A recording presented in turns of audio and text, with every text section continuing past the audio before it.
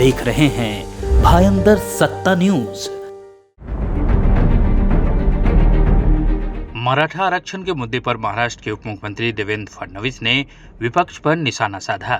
फडणवीस ने शनिवार को कहा कि समुदाय की मांग का सबसे बड़ा विरोध एनसीपी सुप्रीमो शरद पवार की ओर से हुआ।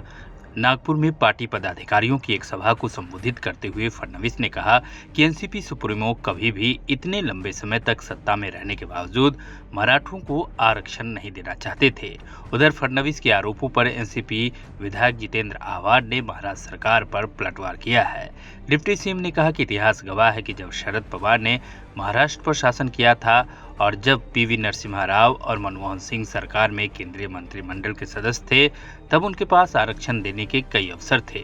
फडणवीस ने कहा कि जब बीजेपी ने 2014 से 2019 तक महाराष्ट्र सरकार का नेतृत्व किया तो हमने न केवल आरक्षण दिया था बल्कि बॉम्बे हाई कोर्ट में इसका सफलतापूर्वक बचाव भी किया था।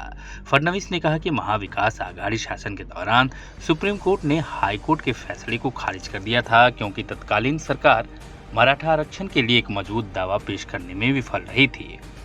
उधर एनसीपी विधायक जितेंद्र आव्हाड ने राज्य सरकार पर हमला बोलते हुए कहा कि महायुति के नेता जानबूझकर ओबीसी और मराठा के बीच विवाद खड़ा कर रहे हैं। सरकार को आरक्षण नहीं देना है, इसलिए लोगों का ध्यान भटकाने के लिए शरद पवार का नाम लेते हैं। आव्हाड ने उप मुख्यमंत्री देवेंद्र फडणवीस से कहा कि खुद की असफलता का ठीकरा दूसरों पर फोड़ना उनका पहले से काम रहा है। आव्हाड ने फडणवीस को चुनौती दी है कि वह शरद पवार की ओर से मराठा आरक्षण के विरोध में एक बार फिर दिए गए बयान को साबित करें। शनिवार को ठाणे में आयोजित एक प्रेस कॉन्फ्रेंस में आव्हाड ने कहा कि शरद पवार ही हैं जो सबसे पहले मराठा आरक्षण का समर्थन कर चुके हैं। मराठों की पहले की स्थिति और अब की स्थिति अलग हो चुकी है, उनकी आर्थिक स्थिति भी खराब है।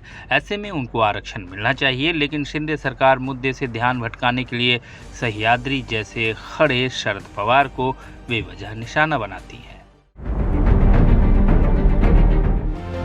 आप देख रहे हैं भायंदर सत्ता न्यूज।